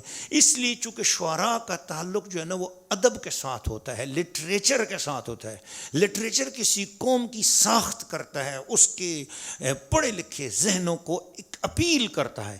اس لیے اگر شعراء غلط شاعری کریں تو ماحول پورا خراب ہو جاتا ہے۔ اس لیے اللہ نے شعراء کو اہمیت دی اور ان کے حوالے سے پوری ایک صورت نازل کی۔ لہٰذا ہمارے ملک کے جو پوئٹ ہیں، میں پاکستان میں بیٹھا ہوا ہوں لیکن دنیا بھر کے لوگوں سے میں کہوں گا، جتنے پوئٹس ہیں ان سے کہوں گا جب شاعری کرو تو یہ دیکھو کہ اللہ اور اس کے رسول کی مرضی کے خلاف شاعری نہیں ہونی چاہیے۔ خاص کر یہ جو مزاحیہ شاعری ہوتی ہے یہ اکثر لوگوں کے دل توڑتی ہے، بہت سارے کسی معاشرے کے لوگوں کے خلاف اس میں ہوتی ہے۔ ایک طبقے کے خلاف بات کر کے دوسرے کو ہنسانا، ایک طبقے کے خلاف ایسی شاعری کرنا کہ دوسرے طبقے کے اندر نفرت پیدا ہو، تو یہ جو تعصباتی شاعری ہے یہ بھی اسلام کے خلاف ہے۔ اسلام چاہتا ہے ایسی پوئٹری ہونی چاہیے جس کے اندر امن ہو، محبت ہو، پیار ہو، ہدایت ہو، اور پڑھنے والا اس کو پڑھنے کے بعد جو ہے نا وہ کسی فتنے کا شکار نہ ہو، بلکہ وہ ایک ہدایت کی طرف آگے بڑھتا ہوا چلا جائے۔ نبی پاک صلی اللہ علیہ وسلم کے بارے میں ارشاد فرمایا کہ کسی پر زبردستی نہیں ہے اسلام لانے میں، لیکن فرمایا کہ یاد رکھیں اسلام کو جو جھٹلاتا ہے، قرآن کو جھٹلاتا ہے، دین کی اور نبی کی تعلیمات کو جو لوگ جھٹلائیں، جنہوں نے استہزاء کیا، تمسخر کیا، مذاق اڑایا، تو پھر ان کا معاملہ بھی جو ہے نا وہ پچھلی قوموں کی طرح ہو گیا۔ اور سورۃ شعراء کا یہ پہلا رکوع ہے، وہ بات میں نے جو شروع میں بیان کی تھی، میجورٹی اور منورٹی۔ اللہ نے فرمایا کہ جو انبیاء آتے رہے ہیں، زیادہ اکثریت نے ان کو مانا نہیں ہے، اس زمانے کے لوگوں نے ان کو مانا نہیں، تھوڑے لوگوں نے ان کو مانا ہے۔ تو اس کا مطلب ہے حق والے ہمیشہ تھوڑے ہوتے ہیں، تو تھوڑوں کی وجہ سے آپ یہ مت سوچیں کہ چونکہ میجورٹی میں کافر زیادہ ہے۔ ابھی کئی لوگ ایسے کہتے ہیں جی دنیا بھر میں دیکھو جناب، زیادہ تر دنیا تو مسلمان نہیں ہے نا جی، زیادہ تر دنیا تو خراب ہی ہے نا جی۔ تو بھائی دنیا خراب ہے تو تمہیں کیا ہے، تمہارا کام یہ ہے کہ اللہ کیا کر رہا ہے اس کے مطابق تو چل۔ اگر ساری دنیا میں جو ہے نا وہ خراب ہوگی، ایک بندہ بھی اگر حق کے رستے پہ چلنے والا، تو وہ بندہ کیوں نہیں بنتا؟ تو سمجھ، تو اس کا مطلب پھر زیادہ زبردست آدمی جب پوری دنیا میں تو واحد ہو جائے گا، تیرا انعام ہو جائے گا، تو وہ اکیلا روشنی کا مینار کیوں نہیں بنتا؟ تو اللہ تعالیٰ عورتوں اور مردوں کو سب کو ہمیشہ حق کے ساتھ جڑے رہنے کی توفیق عطا فرمائے۔ پھر اس کے بعد اگلا رکوع آتا ہے جس میں آپ کو یہ واقعات سنا چکا ہوں کہ حضرت موسیٰ علیہ السلام فرعون کے دربار میں پہنچے اور وہاں کیا واقعات ہوئے۔ کچھ واقعات ہم سورہ قصص میں جا کر بیان کریں گے۔ ہم یہاں پر اگلے رکوع میں موسیٰ علیہ السلام کا جادوگروں سے جو مقابلہ ہوا اس کے بعد بیان ہے۔ پھر موسیٰ علیہ السلام کس طریقے سے دریا سے پار لے کر گئے اور وہاں پر آپ نے کامیاب کر دیا اپنے ساتھ چلنے والوں کو اور وہ پار ہو گئے۔ تو اس موقع پر جو آپ نے سمندر کو پھاڑا تو لاٹھی ماری اور پانی کے 12 جگہ رستے خشک نکل آئے، تو قافلے چل پڑے، 12,000 بنی اسرائیلی پار چلے گئے۔ حضرت عبداللہ بن مسعود رضی اللہ تعالیٰ عنہ نے نبی پاک سے پوچھا، یا رسول اللہ، موسیٰ علیہ السلام نے کیا پڑھ کے لاٹھی ماری تھی جس سے پانی میں سے خشک رستے نکل آئے؟ نبی پاک نے فرمایا، عبداللہ بن مسعود تو انہیں پوچھا ہے تو میں تجھے وہ دعا بتاتا ہوں۔ حضور نے فرمایا، حضرت موسیٰ نے یہ دعا کی تھی، اللہم لک الحمد و الیک المشتقى و بک المستغاث انت المستعان ولا حول ولا قوت الا باللہ۔ بس یہ دعا پڑھی، لاٹھی پر دم کی، لاٹھی سمندر پہ ماری تو اس کے اندر 12 رستے بن گئے، جس میں سے 12,000 بنی اسرائیلی پار ہو گئے۔ پیچھے دشمن آیا، رستہ وہی ہے، بنایا یاروں کے لیے تھا، پیچھے سے غدار آیا، اسی رستے میں وہ فائدہ نہ لے سکا، وہ غرق ہو گیا۔ پتہ چلا نبیوں کے معجزوں سے بھی فائدہ ایمان والوں کو ہی حاصل ہوا کرتا ہے۔ پھر اس کے بعد حضرت ابراہیم علیہ السلام نے کا ذکر آیا، انہوں نے اپنی قوم کو دعوت دی اور انہوں نے سب لوگوں سے کہا کہ لوگوں یہ جو بنائے ہوئے بت ہیں ان سے تمہیں کوئی نفع نہیں ہوگا، یاد رکھنا نفع اور نقصان کا مالک صرف اور صرف اللہ ہے۔ اپنے پرافٹ کو اور اپنے لاس کو دنیا کے اسباب سے نہ جوڑو اور اپنے ہاتھ سے بنائی ہوئی چیزوں سے بھی مت جوڑو۔ یہ میں اس پر بہت غور کرتا رہا اور ماں جی سرکار سے بھی پوچھا کہ ماں جی اس رکوع کے والے سے میں ذرا چاہتا ہوں کہ دنیا کو ذرا سمجھاؤں، پرانی باتیں تو بے شمار ہیں، تفسیریں بے شمار ہیں، مگر مجھے کچھ ذرا روشنی چاہیے اس کے حوالے سے۔ یہ ہر جگہ بت پرستی سے منع کیا گیا ہے۔ ہمیں سے تو مسلمانوں میں آج کوئی بھی کسی ظاہری چیز کو نہیں پوجتا ہے، چاہے کتنی خوبصورت آ جائے، ہم اس کو خدا تو نہیں مانتے، کوئی بھی نہیں مانتا دنیا بھر میں، کسی بھی چیز کو خدا نہیں مانتا، چاہے کتنی اچھی انوینشن کیوں نہ ہو جائے اور کتنی زبردست قسم کی سائنسی ٹیکنالوجی آ جائے۔ ہم جہاز کو، میزائل کو، کتنی بڑی زبردست قسم کی چیزیں گزشتہ بتوں سے زیادہ خوبصورت اور اچھی چیزیں، لیکن ہم میں سے کوئی ان کو خدا نہیں مانتا۔ مگر یہ جو اس رکوع میں جو بات کی گئی اس سے مراد کیا ہے؟ تو ماجی سرکار نے فرمایا کہ ہم کوئی بزنس بناتے ہیں، کوئی کاروبار کرتے ہیں، تو ہم یہ نہیں کہتے کہ ہمارے نفع و نقصان کا تعلق اس کاروبار سے وابستہ ہو گئے، اب اس کاروبار سے اگر نفع ملا تو ملے گا، نہیں تو ہم روڈ پہ آ جائیں گے۔ ہم لوگ نہیں بولتے فلاں چیز اگر ترقی نہ ہوئی تو ہم خراب ہو جائیں گے۔ تو فرمایا یہ جو کسی کاروبار سے نفع و نقصان کا اتنا زیادہ جذباتی تعلق ہو جائے کہ آدمی یہ سمجھے کہ میرے نفع و نقصان کی وابستگی صرف اسی بزنس کے ساتھ ہے، یہ نہ رہا تو پھر میں روڈ پہ آ جاؤں گا، یہ مت سوچیں۔ چاہے واقعی وہ بزنس ہو ہی ایسا، پھر بھی سوچو نفع و نقصان کا مالک یہ بزنس نہیں ہے، نفع و نقصان کا مالک میرا اللہ ہے۔ اس طرح کئی لوگ ہوتے ہیں، مجھے کہا کہ کہتے پیر صاحب فلاں بزنس، فلاں ہماری نوکری چھوٹنے والی ہے، وہ نوکری چھوٹ گئی تو میرے بچوں کا کیا ہوگا؟ یہ واقعی اس رکوع سے فائدہ مل رہا ہے کہ نہیں، آپ نے نوکری کو نفع اور نقصان کا ذریعہ نہیں سمجھنا، آپ نے بزنس کو نفع اور نقصان کا ذریعہ نہیں سمجھنا، آپ نفع اور نقصان کا ذریعہ اللہ ہی کو سمجھو کہ میرا اللہ نفع اور نقصان کا مالک ہے۔ اگر یہ بزنس چلا گیا کیا ہوا؟ میرا اللہ موجود ہے، مجھے اس کی جگہ اور عطا فرما دے گا۔ تو اللہ کے ساتھ تعلق رکھو۔ کوئی فلاں آرڈر آ گیا تو بس میری زندگی بن جائے گی، فلاں آرڈر نہ آیا تو میری زندگی جو ہے نا وہ خراب ہو جائے گی۔ ان چیزوں سے ہٹ جاؤ، اللہ سے تعلق جوڑو۔ میں ایسے موقع پر ماجی سرکار سے کئی مرتبہ عرض کیا کہ ماجی جب کوئی لوگ اپنے کاروبار کرتے ہیں تو ظاہر ہے ہر بندہ نقصان نہیں برداشت کر، اور ہر بندے کا دماغ اور ایمان اتنا تکڑا نہیں ہے، ماجی کمزور ایمان والے لوگ ہیں۔ کوئی ایسی چیز بتا دینا کہ ہمارے ان ظاہری اسباب کے اندر برکت بھی رہے اور اللہ سے ہمارا رشتہ بھی جڑا رہے۔ تو ماجی سرکار فرماتی ہیں لا حول ولا قوت الا باللہ العلی العظیم۔ 500 بار پڑھنے کی عادت روزانہ بنا لے بندہ، چاہے وہ نوکری پیشہ ہو، چاہے وہ دکاندار ہو، چاہے وہ بزنس مین ہو، اللہ پاک اس کی روزیوں کے اسباب کہیں نہ کہیں سے ایسے بڑھاتا رہے گا کہ کبھی اس کو مخلوق کے سامنے ہاتھ پھیلانے کی حاجت نہیں ہوگی۔ وہ دنیا سے جائے گا تو اس کے اوپر 1 روپیہ بھی کسی مخلوق کا قرضہ نہیں ہوگا، انشاءاللہ دیتا دیتا دنیا سے جائے گا، لیتا لیتا نہیں جائے گا۔ اس کے بعد اللہ تعالیٰ نے مختلف قوموں کے حالات بیان کیے۔ یہ جو سورہ شعراء ہے اس میں قوم نوح علیہ السلام کے حالات ہیں، آیت نمبر 155 سے 105 سے 122 تک، آیت نمبر 123 سے 140 تک حضرت ہود علیہ السلام کی دعوت ہے، اس کا تذکرہ ہے۔ آیت نمبر 141 سے 159 تک قوم سمود اور حضرت صالح علیہ السلام کا ذکر ہے۔ میں آپ کو بتاتا ہوں پورے قرآن مجید کے اندر 2 چیزیں بڑی اہم ہیں، پلیز یہ توجہ کے ساتھ سنیے گا۔ ایک حضرت سلیمان علیہ السلام کا اور ملکہ سبا کا واقعہ بہت اہم ہے، دوسرا یہ حضرت موسیٰ علیہ السلام والا واقعہ بہت اہم ہے، تیسرا حضرت یوسف علیہ السلام کا واقعہ۔ اس میں سمجھتا ہوں دنیا بھر کے مسلمان بادشاہوں کے لیے بہت بڑی بڑی باتیں ہیں، میں سمجھتا ہوں آرمی کے لیے بہت بڑی بڑی اس کے اندر باتیں ہیں۔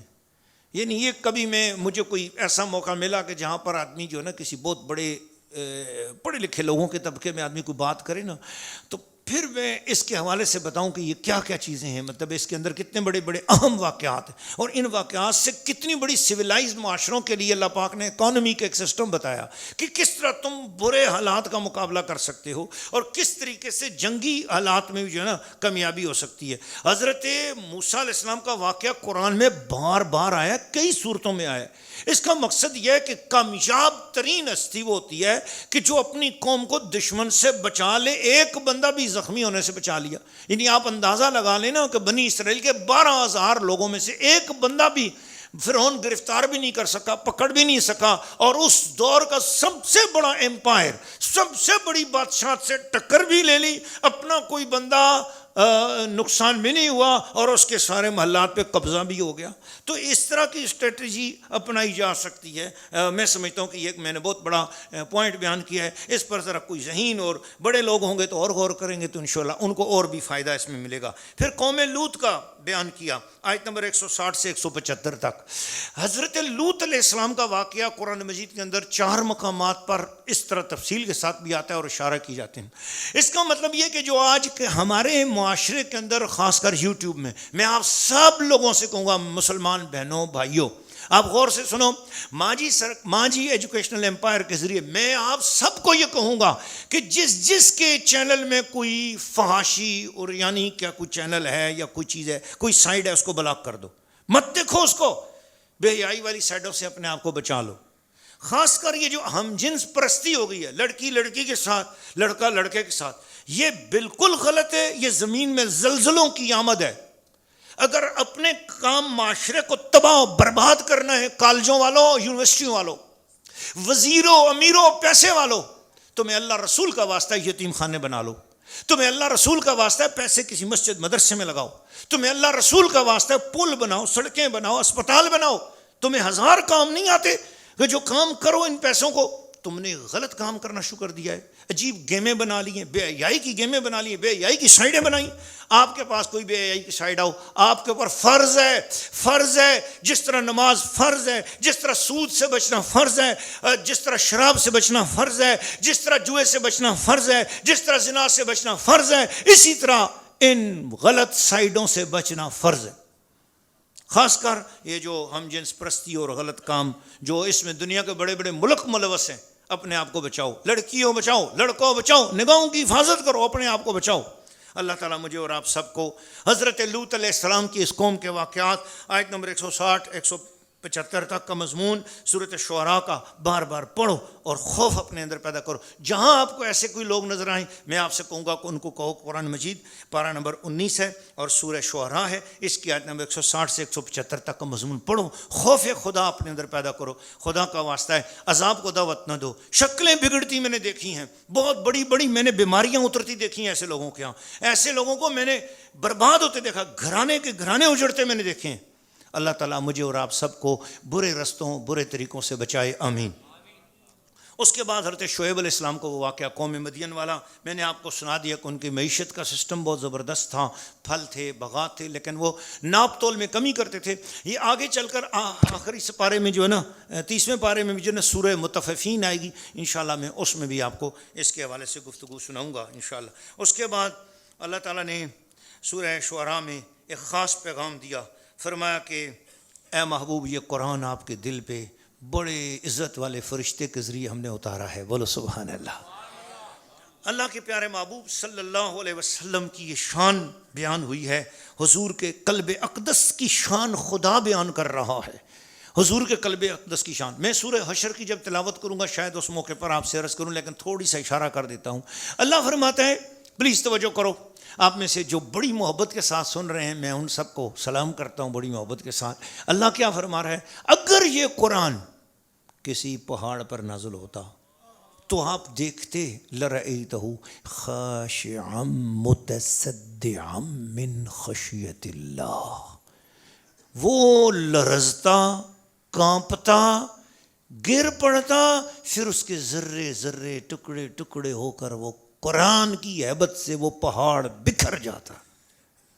لیکن اے قلب مصطفیٰ، اے حضور، آپ کی شان ہے یہ قرآن، پورے کا پورا قرآن آپ کے دل نے اپنے اندر لے بھی لیا. پھر آپ کے صدقے آج 5 سال کا بچہ بھی قرآن کا حافظ ہو جاتا ہے، آج 10 سال کا بچہ بھی قرآن کا حافظ ہو جاتا ہے. کیا برکتیں. میں جہاں پر کراچی میں سکت تراویح کا یہ درس دے رہا ہوں تو یہاں ہمارے ساتھ بھی تراویح ہو رہی ہے. میں دیکھتا ہوں جدھر سے آتا ہوں مسجدیں آباد، ہال آباد، جگہیں آباد، چھت آباد، ہر جگہ قرآن کی آواز آ رہی ہے. یہ وہی قرآن ہے. اگر یہ حضور کے علاوہ حضور بیچ میں نہ ہوتے، ڈائریکٹ قرآن آتا تو پہاڑ بھی برداشت نہیں کر سکتے تھے. کیا بات ہے، میرا یار اس کو برداشت کر گیا ہے. سبحان اللہ. اللہ حضور کے دل کی مضبوطی بیان کر رہا ہے کہ یہ میرے محبوب کا دل جو ایک غریب سے امتی پر مچل اٹھتا ہے، جو ایک امتی کے حال پر رو رہا ہے، جو اور یا رب امتی امتی کہتا ہے، تو اس محبوب کی آنکھوں کے آنسوؤں کا سیلاب رکتا نہیں ہے. یہ وہی محبوب ہے. ایک طرف امتیوں پہ اتنا نرم دل ہے اور دوسری اتنا مضبوط ہے کہ جس قرآن کو پہاڑ برداشت نہیں کر سکتے تھے وہ قرآن اس محبوب کے دل نے برداشت کر لیا ہے. اس کے بعد سورہ نمل شروع ہوتی ہے. سورہ نمل اس کے اندر جو ہے وہ 93 آیات ہیں، 7 رکوع ہیں، مکی صورت ہے. اور نمل دراصل چیونٹی کو کہتے ہیں. اور اس صورت کی آیت نمبر 18 میں چیونٹی کا ذکر ہوا. اور اس صورت میں حضرت سلیمان علیہ السلام کا واقعہ بھی ہے، حضرت موسیٰ علیہ السلام کا ذکر ہے، داؤد علیہ السلام کا ذکر ہے، صالح علیہ السلام کا ذکر ہے، اور لوط علیہ السلام کی مشترکہ دعوت توحید ہے کہ ان سب لوگوں نے توحید بیان کی تھی، لوگوں کو اللہ کی طرف بلایا تھا. ان سب انبیاء نے اللہ کے ایک ہونے کی بات کی تھی. اللہ کوئی دوسرا نہیں ہے، اللہ ایک ہے. اور تم نے اللہ کو ایک سمجھنا ہے ہر جگہ پر، ہر مقام پر. اور اللہ اگر کوئی دوسرا ہوتا تو زمین و آسمان میں فساد پیدا ہو چکا ہوتا. مثلا ایک اللہ کہتا ہے ادھر بارش ہونی ہے، دوسرا کہتا ہے نہیں آج بارش نہیں ہونی. پھر ایک بارش برسا رہا ہوتا، دوسرا دھوپ لگا رہا ہوتا، تو فساد ہوتا نا. ایک کہتا ہے اس شہر میں ہمیشہ گرمی رکھنی ہے، زیادہ تر ماحول گرم رکھنا ہے، دوسرا کہتا ہے نہیں یہاں تو ہر وقت برف برسنی ہے. تو ایک گرمی لا رہا ہوتا اور دوسرا برف لا رہا ہوتا. ایک چاہتا ہے یہاں پہ جون جیسا موسم ہو، دوسرا کہتا نہیں دسمبر جیسی سردی ہو. سمجھے؟ یہ بندہ پیدا ہوا ہے، اللہ تعالیٰ چاہ رہا ہے کہ یہ بندہ جو ہے نا، ایک اللہ چاہ رہا ہے کہ بھئی یہ بندہ، میں مثال دے رہا ہوں، ایک خدا چاہتا ہے کہ یہ مرد پیدا ہو، دوسرا چاہتا ہے نہیں یہ لڑکی پیدا ہو. ٹھیک ہے، ایک چاہتا، اب وہ ایک تماشا بن جاتا نا کائنات. اب آپ اندازہ لگائیں کائنات میں کوے کے ہاں کوئی پیدا ہو رہا ہے، کبوتر کے ہاں کبوتر پیدا ہو رہا ہے، پھل لگ رہے ہیں. کبھی ایسا نہیں ہوا کہ آم کے درخت پر نیبو اگائے ہوں، نیبو کے درخت پر ٹماٹر لگ گئے ہوں، ٹماٹر کے پودے پر آپ نے کبھی نہیں دیکھا پپیتا آ گیا ہو، پپیتے کے درخت پہ آپ نے کبھی نہیں دیکھا تربوز لگ گیا ہو، تربوز پہ آپ نے دیکھا بادام لگے ہوں. تو یہ جو کائنات میں ہر سو جو سسٹم چل رہا ہے، یہ گواہی دیتا ہے کہ اس کائنات کا مالک اللہ ایک ہے. اللہ، سارے مل کر بولو اللہ ایک. تو اس کے پہلے رکوع میں اللہ تعالیٰ نے قرآن مجید فرقان حمید کے سے فائدہ کون لے سکتا ہے یہ بتایا. یہ بہت زبردست بات ہے. قرآن مجید سے فائدہ اٹھانے کے لیے کچھ اصول ہیں. میں نے ایک دوست سے، مجھے اچھی طرح اصل بعض اوقات دنیا دار لوگوں سے بھی واسطہ پڑتا رہتا ہے نا. میں ایک ملک میں گیا شارجہ میں، وہاں مجھے ایک دوست کے ہاں جانا پڑا. تو وہاں اس فیملی ساری پریشان تھی کہ جی یہ ہم گھر میں قرآن مجید رکھتے ہیں، تو یہ لڑکی ہماری جو ہے نا ادھر یونیورسٹی میں جاتی ہے تو یہ مڑ کے آتی ہے قرآن مجید کو اٹھا کے باہر رکھ دیتی ہے. وہ کہتی ہے مجھے قرآن سے الرجی ہوتی ہے. پھر میں نے کہا جی کیا اس کو الرجی ہے؟ کہتے ہیں جی قرآن سے الرجی یہ ہوتی ہے کہ یہ کہتی ہے کہ قرآن سے تو کوئی فائدہ ہی نہیں ملا ہمیں آج تک. کیا فائدہ ہے قرآن پاک کا؟ میں نے کہا آپ لوگ مسلمان ہیں؟ کہتے ہیں جی ہم مسلمان ہیں. میں نے کہا وہ بچی ایسے لڑکی سے میں بات کر سکتا ہوں؟ کہتے جی آپ بات کریں، ہم آپ کا ٹائم رکھتے ہیں. وہ مجھے لے گئے اپنے گھر میں. تو وہاں ہم بیٹھے تو اس بچی سے میں نے بات کی. میں نے کہا آپ کو قرآن پاک سے کیا الرجی ہے؟ اس نے کہا جی قرآن مجید سے کیا فائدہ ہوتا ہے؟ اللہ کی شان ہے یہ جو قرآن مجید کی سورہ نمل ہے اس کا. میں نے کہا جی میرا دل چاہتا ہے میں آپ کو سورہ نمل سناؤں، آپ مجھ سے سنیں گی؟ اس نے کہا جی بالکل سنائیں. میں نے قرآن مجید کھولا اور اس کی پہلا رکوع میں نے تلاوت کیا. اللہ تعالیٰ نے ارشاد فرمایا کہ اس قرآن مجید کے اندر بڑے بڑے فائدے ہیں، مگر اس فائدے لینے کے لیے کچھ شرائط ہیں. یہاں میں رکا اور میں نے اس سے کہا، میں نے کہا جی مجھے جو ہے نا یہ شارجہ کے بینکوں میں مجھے تو کچھ فائدہ نظر نہیں آتا. ان بینکوں میں کچھ بھی نہیں ہے. میں کسی بھی اے ٹی ایم کے آگے جاتا ہوں تو مجھے وہاں سے کچھ بھی پیسے نہیں ملتے. تو مجھے کہنے لگی نہیں جی آپ کو کیسے مل سکتے ہیں جب تک آپ کا اکاؤنٹ نہ کھلا ہو. میں نے کہا مجھے اے ٹی ایم سے بھی کچھ نہیں ملتا. کہتے ہیں اے ٹی ایم تو اس وقت آپ کو فائدہ دے گا جب بینک میں پہلے اکاؤنٹ کھلا ہو، پھر اس کا کارڈ بنا ہو. وہ کارڈ بھی اس وقت تک استعمال نہیں ہو سکتا جب اس کو کوڈ نہ ہو. میں نے کہا اکاؤنٹ بھی چاہیے، کارڈ بھی چاہیے، کوڈ بھی چاہیے. ہاں جی فائدہ تو اب ہوگا. میں نے کہا حضور قرآن بھی ایک بینک ہے، اس میں بھی پہلے اکاؤنٹ کھولو، پھر اس کا کارڈ ملے گا، اس کا ایک کوڈ ملے گا، پھر جب استعمال کرو گے ہر وقت اس کے خزانے آپ کو ملنے شروع ہو جائیں گے.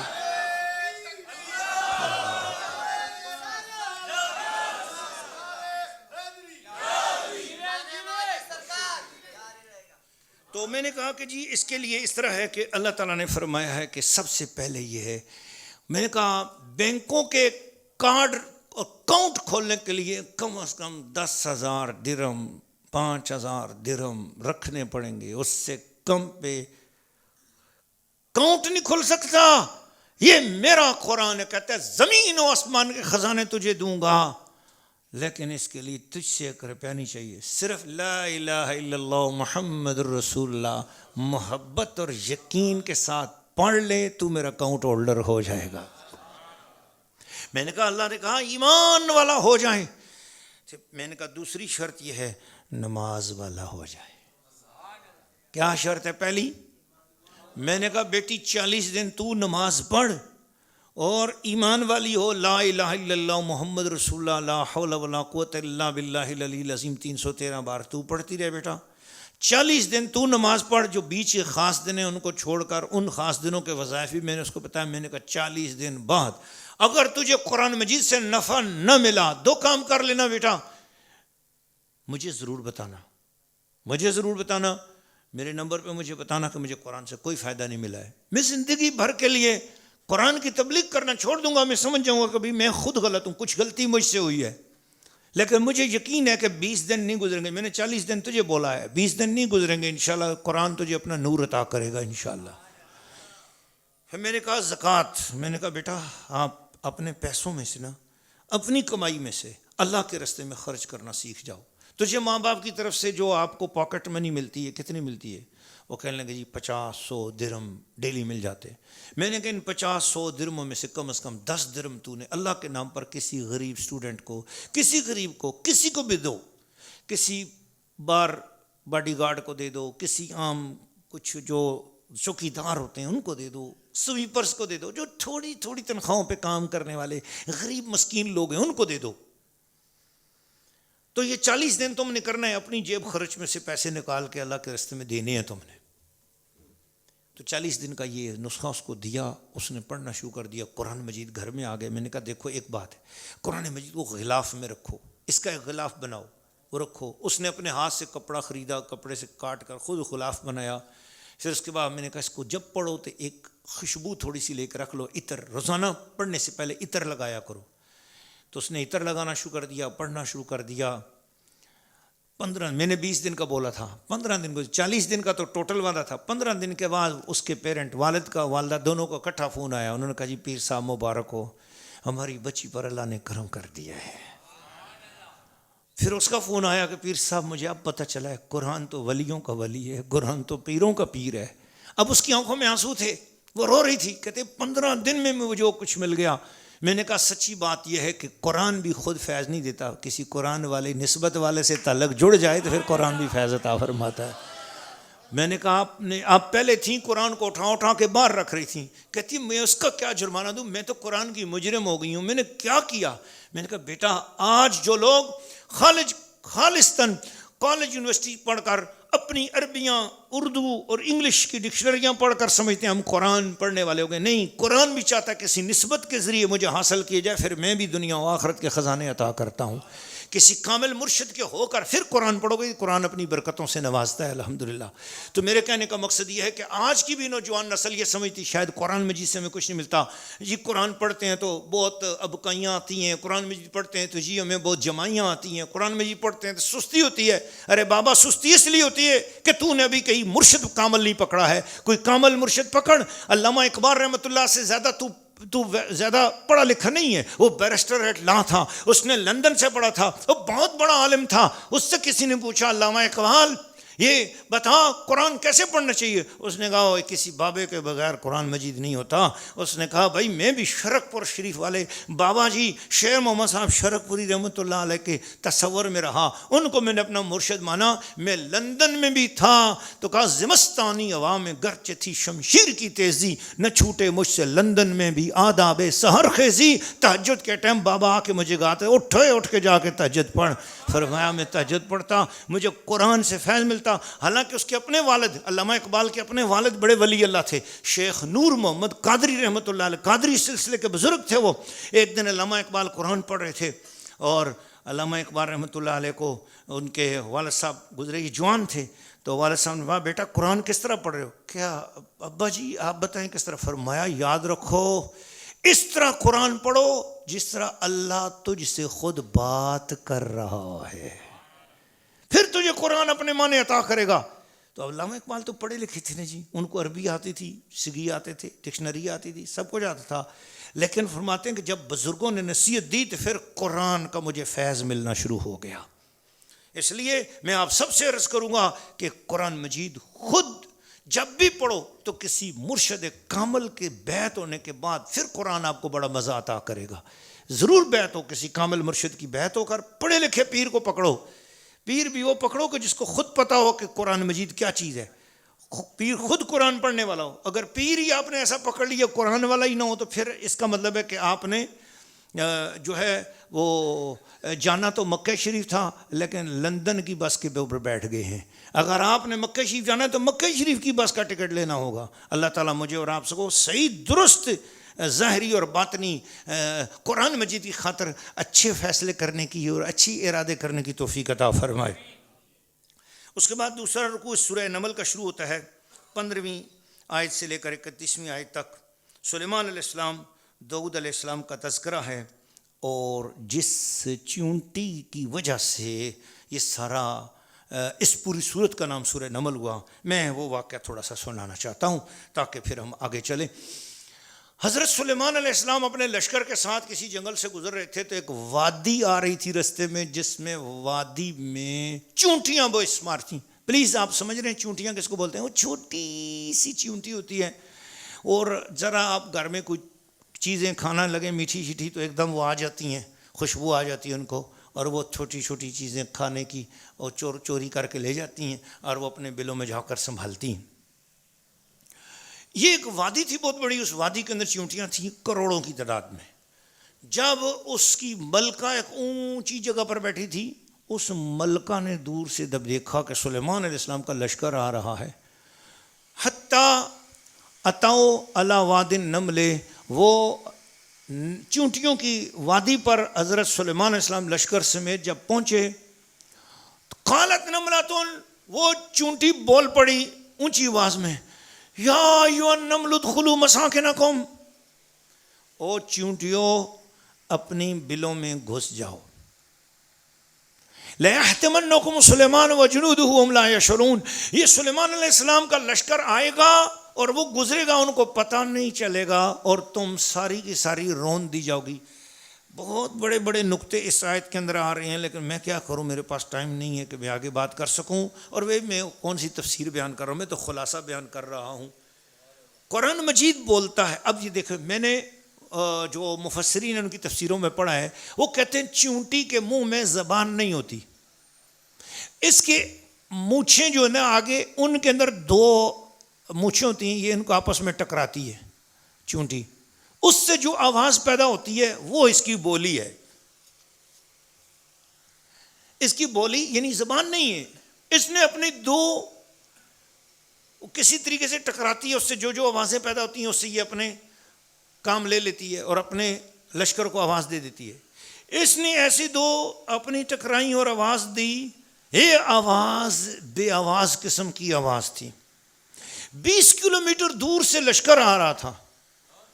قرآن بولتا ہے کہ حضرت سلیمان علیہ السلام نے چونٹی کی وہ آواز جان لی۔ سلیمان علیہ السلام ایک نبی ہیں اور بادشاہ بھی ہیں، وہ اپنے لشکر کے ساتھ جا رہے تھے تو جنگل میں وہ چونٹی جو ہے نا اپنی وادی میں بیٹھی ہے، چونٹی نے سلیمان کو نبی کو تو نہیں پکارا، پلیز توجہ کرو ذرا، چونٹی نے سلیمان نبی کو مدد کے لیے نہیں پکارا، نہ سلیمان نبی کو مخاطب کی، چونٹی تو اپنی چونٹیوں سے بات کر رہی تھی، وہ کہہ رہی ہے سلیمان کا لشکر آ رہا ہے، بچ جاؤ، اپنے بلوں میں گھس جاؤ۔ تو اس پر قرآن نے ایک بات کی، فَتَبَسَّمَ ضَاحِكًا مِّن قَوْلِهَا، حضرت سلیمان اس کی بات سن کر کھلکھلا کے ہنس پڑے۔ وہاں تک پہنچے، آپ نے چونٹی کو اٹھایا اس کو اور اپنے ہاتھ پہ رکھا اور کہا تو نے ہم سے بچنے کے لیے اپنے لشکر کو، اپنے پورے قبیلے کو بچایا ہے، اس سے بات کی، خوش ہوئے۔ اب قرآن اس بات کو بتاتا ہے وہ خوش ہوئے۔ ہمیں حضور صلی اللہ علیہ وسلم پر یہ قرآن نازل کیا، یہ مکی صورت ہے، صورت نمل ہے۔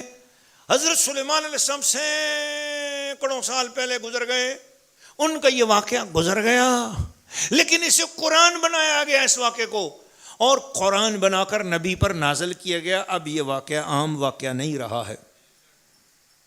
ہماری لیجسلیٹو بکس کے اندر یہ قانون ہے، اگر ملک میں کوئی واقعہ ہو جائے، اس واقعے پر سپریم کورٹ کوئی فیصلہ دے دے اور سپریم کورٹ اس واقعے پر کوئی نتیجہ دے دے، پھر وہ واقعہ ملک کا قانون بن جاتا ہے۔ آئندہ کے بعد فیصلے اس قانون کے مطابق ہوتے ہیں کہ وہ جو ایک واقعہ ہوا تھا اس پر سپریم کورٹ نے جو کچھ کہا تھا وہ ججمنٹ جو ہے نا ہمارے لیے رہنما اور دلیل ہے۔ آئندہ کوئی واقعہ ہوگا تو اسی سے نتیجہ لیا جائے گا۔ اب یہ سپریم کورٹ ہے میرے رب کریم کی، جس نے سلیمان علیہ السلام کے اس واقعے کو قرآن میں نازل کر دیا، دنیا کی سب سے بڑی قانون کی کتاب میں نازل کر دیا۔ یا اللہ ہمیں اس میں سے سبق کیا ملتا ہے، اس میں سے فیض کیا ملتا ہے؟ فرمایا وہ مقتدی نبی ہے، امتی چونٹی آپس میں بات کر رہی ہے اور نبی اس کی بے آواز کو 20 کلومیٹر دور سن رہا ہے۔ اشارہ اس لیے کیا ہے جسے میں نبی بناتا ہوں وہ اپنی قوم کی چونٹیوں تک کی آواز کو اگر سنتا ہے تو جسے میں نے خاتم الانبیاء بنایا ہے، پھر اس کی سماعت اور شان کا عالم کیا ہوگا؟ تم کہیں بھی بیٹھ کر درود و سلام پڑھو گے، جب آپس میں گفتگو کرتے ہو یہ نبی اس کو بھی جانتا ہے، تو جب تم درود و سلام پڑھتے ہوگے تو یہ نبی اس سے کیسے بے خبر ہو سکتا ہے؟ ملکہ سبا ہدہد کا واقعہ، وہ چونکہ آگے صورت سبا بھی آ رہی انشاءاللہ اس میں بات بیان کریں گے۔ پھر اس کے بعد یہ ہوا کہ حضرت سلیمان علیہ السلام کا ایک اور واقعہ سورہ نمل میں اللہ نے بیان کر دیا۔ اس میں جہاں دیکھو اب نبیوں کی شان کیا شان ہے میرے مالک کی، کہ وہ جب قرآن پڑھنے والے لوگ قرآن پڑھتے ہیں تو اللہ ان کو ولایت عطا کرتا ہے، اور قرآن والا ولی اس کی بڑی پاور ہوتی ہے۔ اللہ اس کے لیے کائنات کے حالات اس کی مرضی کے مطابق کرتا ہے۔ میں نے قرآن والے اولیاء اللہ کے بڑے بڑے واقعات دیکھے بھی ہیں، سنے بھی ہیں۔ ٹائم نہیں ہے، انشاءاللہ ضرور میں قرآن پاک کی عظمت کے حوالے سے، قرآن پاک کیسے کیسی برکتیں دیتا ہے اس کے حوالے سے انشاءاللہ ضرور بیان کروں گا، چاہے اس موقع پر ہو گیا یا کسی اور موقع پر ہو گیا۔ آپ ہمارے اس چینل کے ساتھ، ماجی ایجوکیشنل امپائر کے اس چینل کے ساتھ جڑے رہیے، آپ کو بہت کچھ ملتا رہے گا انشاءاللہ العزیز۔ آج آپ کے عقیدوں میں کیسا نور، الحمدللہ یہ فیض آپ کو مل رہا ہے، یہ قرآن مجید کی برکت ہے، یہ میری اس ماجی سرکار کی برکت ہے جو راتوں کو بھی رو رو کے تلاوت کرتی تھیں، دن کو بھی رو رو کے تلاوت کرتی تھیں۔ میرے دفتر والے بابا جی رحمۃ اللہ علیہ، میرے والد گرامی حضور سیدنا پیر سید محمود شاہ صاحب کنگروی رحمۃ اللہ تعالی علیہ، آپ بڑی عظیم ہستی تھے، روزانہ 6 پارے قرآن مجید کی تلاوت کرتے تھے، سرکاری آفیسر ہونے کے باوجود سینکڑوں بار ہزاروں بار درود شریف روزانہ پڑھا کرتے تھے الحمدللہ۔ میرے اکثر مریدین کئی حضرات ایسے ہیں کہ الحمدللہ جو روزانہ قیام اللیل بھی کرتے ہیں، صبح الحمدللہ مسبحات عشر شریف بھی پڑھتے ہیں، صلاۃ الاشراق بھی پڑھتے ہیں، صلاۃ الضحیٰ بھی پڑھتے ہیں، تہجد بھی پڑھتے ہیں۔ کئی ایسی خواتین ہیں الحمدللہ جو باقاعدہ عبادات کرتی ہیں اور اپنی محبتیں، اپنی عقیدتیں وہ پیش کرتی ہیں، ہمیں بتاتی رہتی ہیں۔ اللہ تعالی ہمیں اس طرح کا نیکی کا سسٹم اپنی فیملیوں میں آباد کرنے کی توفیق عطا فرمائے۔ نیک بنو اور نیک بناؤ، کوشش کرو۔ یہ ہم میں سے ہر شخص شاید ولی اللہ، غوث، کتب نہیں بن سکتے، لیکن ایک گناہ گار مسلمان جسے اللہ کی رحمت پر امید ہو جائے وہ مسلمان تو بن سکتے ہیں نا، بولو سبحان اللہ۔ حضرت سلیمان علیہ السلام نے ملکہ سبا کو خط لکھا، وہ خط پہنچا، ملکہ سبا آئی۔ جب وہ قریب پہنچائی تھی، قریب 2 کلومیٹر کے فاصلے پر تھی، حضرت سلیمان علیہ السلام اپنے درباریوں میں بیٹھے تھے، فرمایا کون ہے جو ایکم یاتینی بے عرشہا قبل ان یاتونی مسلمین، وہ آ رہی ہے اور اس کے یہاں پہنچنے سے پہلے مجھے اس کا اصلی تخت چاہیے، وہ یہاں پر مجھے چاہیے، ابھی چاہیے۔ کون ہے مجھے لے کے؟ قال عفریت من الجن، جنات میں سے ایک صحابی تھے حضرت سلیمان علیہ السلام کے، ان کا نام تھا حضرت عفریت رضی اللہ تعالیٰ عنہ، تفسیر کے بعد اقوال کے مطابق۔ وہ کھڑے ہو گئے، انہوں نے کہا حضور انا آتی کبھی قبل ان تقوم من مقامک، میں تھوڑا سا آپ کو ذرا سا بتانا چاہتا ہوں۔ انہوں نے کہا یا تو یہ مجلس برخاست ہو جائے یا آپ اپنی جگہ پر تھوڑا سا کھڑے ہوں، پھر مڑ کے اپنی جگہ پر بیٹھ جائیں، بس آپ کے کھڑے ہو کر بیٹھنے سے پہلے تخت یہاں پہ آ جائے گا۔ سلیمان نبی کے لیے بہت اچھا چانس ہے، سلیمان نبی کو اگر اتنی جلدی تخت مل جائے تو کیا ہی بات ہے، بہت ہی اچھی بات ہے، آپ ایسے ذرا سا کھڑے ہوں اور بیٹھ جائیں، تخت آ جائے گا۔ تو سلیمان نبی نے اتنی اچھی آفر کو چھوڑ دیا، فرمایا مجھے اس سے بھی جلدی چاہیے۔ قال الذی عنده علم من الکتاب، جو سلیمان نبی کی کتاب منسوخ ہو گئی ہے وہ قرآن نہیں ہے، وہ سلیمان نبی کی کتاب تھی، ان کے اپنشد تھے. سلیمان نبی کی اپنشد کا ایک طالب علم وہاں پر بیٹھا تھا. علم من الکتاب، تمام مفسرین نے فرمایا اس سے مراد ہے ایک اسٹوڈنٹ بیٹھا تھا جو ابھی سلیمان نبی کی کتاب کا پورا عالم دین نہیں بنا تھا، ابھی اسٹوڈنٹ تھا. اس اسٹوڈنٹ نے عرض کیا حضور یہ تو جن صاحب ہے نا، یہ جنات میں ہے، یہ کہہ رہا ہے سرکار آپ اپنی جگہ سے کھڑے ہو جائیں پھر بیٹھیں، میں تخت لے آؤں گا. حضور میں آپ کو اتنی بے ادبی میں نہیں کرنا چاہ رہا سرکار، بس آپ آنکھ بند کریں اور کھولیں، تخت موجود ہوگا. چنانچہ اس نے کہا انا آتی کبھی قبل ان یرتد الیک طرفک، سرکار بس آنکھ کھولیں اور واپس آنکھ بند کریں، دوبارہ کھولنے سے پہلے تخت یہاں موجود ہوگا. جب حضرت سلیمان علیہ السلام نے دیکھا تخت موجود ہے تو آپ نے جواب میں ایک بات کہی. انہوں نے تو جو کچھ کہا، پر میں ایک بات کرتا ہوں، قرآن کی عظمت اللہ بتانا چاہ رہا ہے. جس کتاب کو میں نے منسوخ کر دیا وہ کتاب اب دنیا میں نہیں ہے اور نہ ہی اس کی حفاظت کا ذمہ میں نے لیا. اس کتاب کے اسٹوڈنٹ کی یہ شان ہے کہ وہ سینکڑوں میل دور ٹنوں وزنی تخت کو اٹھا کر ایک سیکنڈ میں لا سکتا ہے. اس دور کی یہ کتنی زبردست کیمسٹری تھی، یہ کیا زبردست فزکس تھی، یہ کیا زبردست قسم کی اس کو ہم نے سائنس عطا کر رکھی تھی. سوچو ذرا، اس کو اتنا بڑا علم ہے. سوچو جو سچے طریقے سے اس لازوال کتاب قرآن کے ساتھ جڑ جائے گا میں اسے کتنی بڑی کرامتیں عطا فرماؤں گا. ایک بات ہے، اس نے جب یہ سارا کام کر دکھایا، کرامت سلیمان نبی کے غلام کی تھی، کرامت ان کے غلام کی تھی، اور آپ نے اپنے لوگوں کو جو کچھ دے رکھا تھا تو آپ جانتے تھے میرے غلاموں کو کیا کچھ ہے، جنوں کو میں نے کیا دے رکھا ہے اور انسانوں کو کیا دے رکھا ہے، ساتھ کٹھے بیٹھے تھے. مگر آپ نے جب اس انسان کی اس کرامت کو، اس ولی اللہ کی کرامت کو دیکھا تو کیا کہا؟ آپ نے فرمایا ھذا من فضل ربی، یہ میرے رب کا فضل ہے. میں آپ کو ایک بات بتانا چاہ رہا ہوں. حضرت سلیمان علیہ السلام کی خدمت میں عاجزی کے ساتھ ہاتھ جوڑ کر عرض کروں گا. آپ ماجی ایجوکیشنل امپائر کے سننے والوں اور سنانے والوں دنیا بھر کے لوگوں سے میں عرض کروں گا، بڑی محبت کے ساتھ میں ان کے سامنے ہاتھ جوڑتا ہوں. وہ اللہ کے نبی ہیں، بہت بڑا مقام ہے ان کا. میں ایک بات کروں گا، اے سلیمان نبی، آپ تو وہ ہیں کہ آپ پلک جھپکتے ہوئے سینکڑوں میل دور سے منو ٹنوں وزنی تخت تک آپ کے پاس آ گیا. آپ کے مرید کی کرامت سے، آپ کے شاگرد کی کرامت سے، آپ کے امتی کی کرامت سے وہ آ گیا. بے شک اللہ ولیوں کی شان بیان کر رہا ہے، ہم اس کو مانتے ہیں الحمدللہ.